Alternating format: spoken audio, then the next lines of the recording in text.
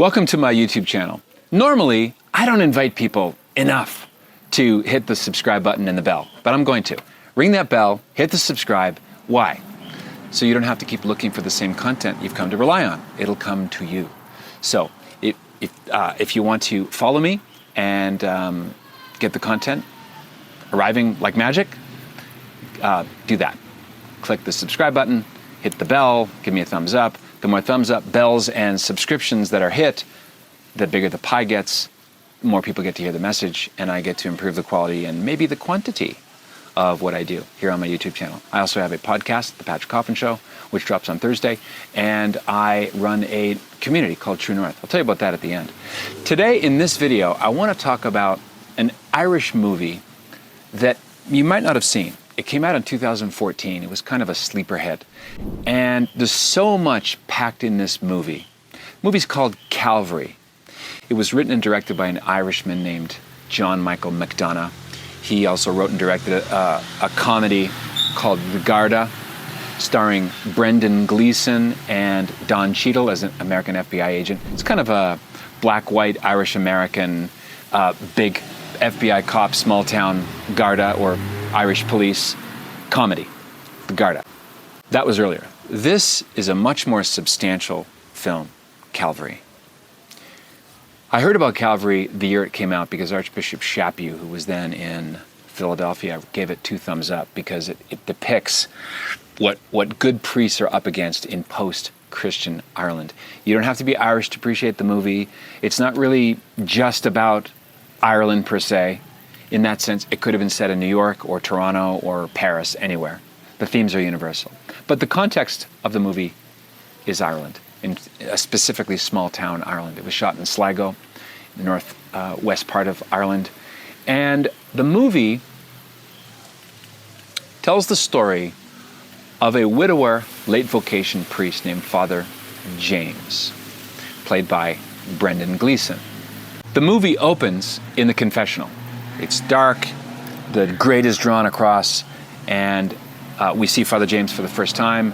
He's adjusting his beard and waiting, and finally, there's a very shocking opening line to this movie. I won't get into it because it's really gross, but it's intended that way. So the first thing the person on the other side of the grate, a young man, the first thing he says is, in a very blunt, shocking way, is that he was 7-year-old when he was first abused by a priest. And Father James says, "Did you call the authorities?" No, it doesn't matter. He's dead anyway. Police can't do nothing." And the priest says, "Well, I'm here to listen to anything you have to say to me." And the young man, whose identity at this point is unknown to us, he says to him, "Well, I'm going to punish the evildoer, Father, by killing a good priest. Not a bad priest. No one cares about a bad priest, but killing a good priest. People would pay attention. I'm going to kill you, Father. Sunday week. You have 1 week to put your house in order." And with that, he leaves. Father James goes to visit the Archbishop, who's sort of half paying attention. He's eating his sandwich, and, well, did he ask for absolution? Well, no. Well, then it wasn't a valid sacrament. Just go call the cops. At this point, Father James is not willing to commit to whether or not he knows who that man is. We're trying to figure out in the course of the movie who it is. Father James is in a very difficult rural parish.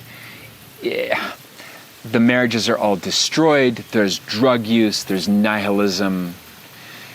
But in this idyllic Sligo context, there's the figure of Father James himself, who always wears the soutane. He always has the black cassock of a country priest. It's almost like this is his Superman cape, his superhero protection, and a tool against evil. The only time he doesn't wear the cape, the cassock, I should say, is when he gets drunk. And we learn a little bit about his past. And we learned that Father James was a late vocation. He was a father to a young girl who's now played by Kelly Riley. You might know her from the Kevin Costner series Yellowknife.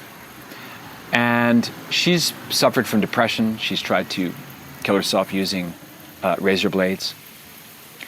And the movie is really about the father-daughter relationship between Father James and his daughter, who's now grown and apparently has left the faith. And as the story progresses, we're introduced to one toxic, dysfunctional parishioner after another. There's a woman who's married, but she plays bondage and discipline sex games with someone else that we don't know who that is. She takes cocaine. There is an African immigrant guy who always seems willing to fight. He takes a cigarette and flicks it at Father James when he comes to confront him.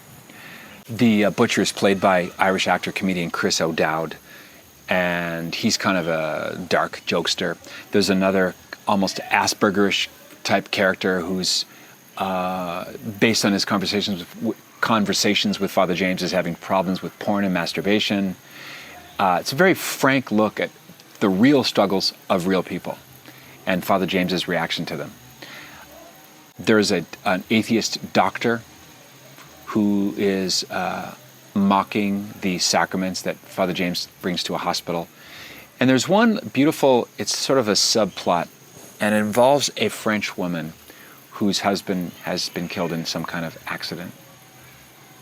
And Father James and this young French widow are sitting together in the chapel.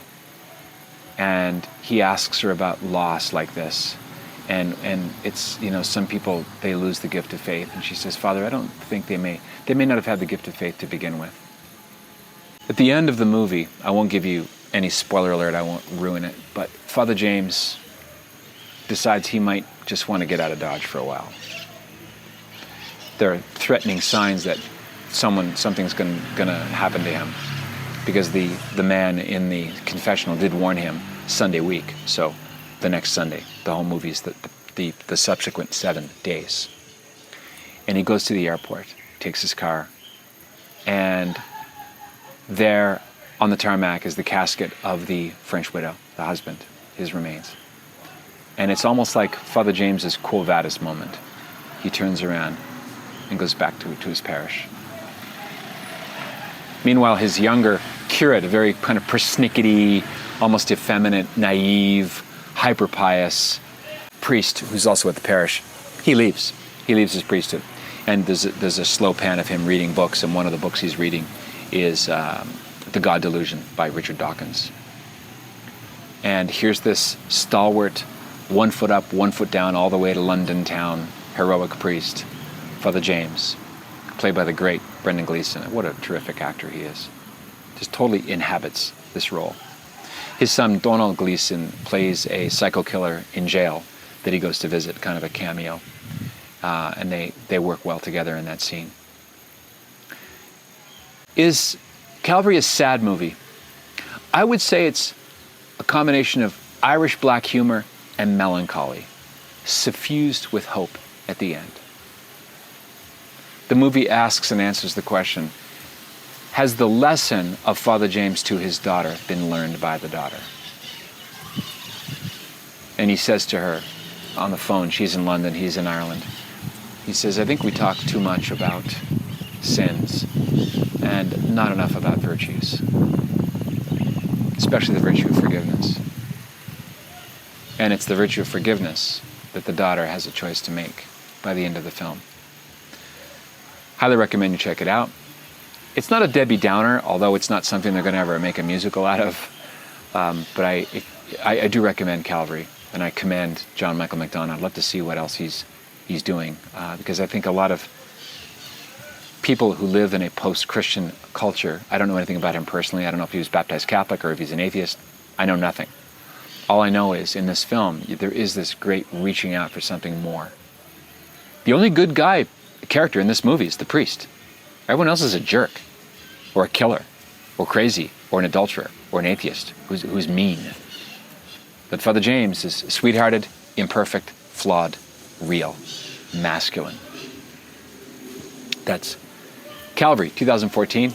It'll be included in my upcoming book, The 100 Movies You Have to Watch Before You're Allowed to Die. And if you want to join the True North movement, where we talk about movies and great books and productivity and how to spot psyops and false media narratives, we'd love to have you and learn from you. Check out the link below.